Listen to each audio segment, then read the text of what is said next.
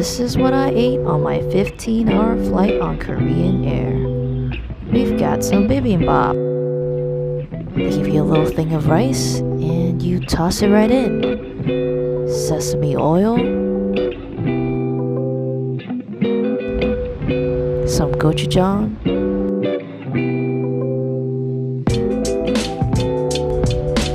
then you mix it up real good. Delicious.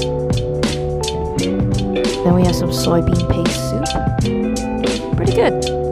And then some pickled vegetables. I wasn't a big fan. Too sour for me. For dessert, we got chocolate mousse cake and a cup of coffee.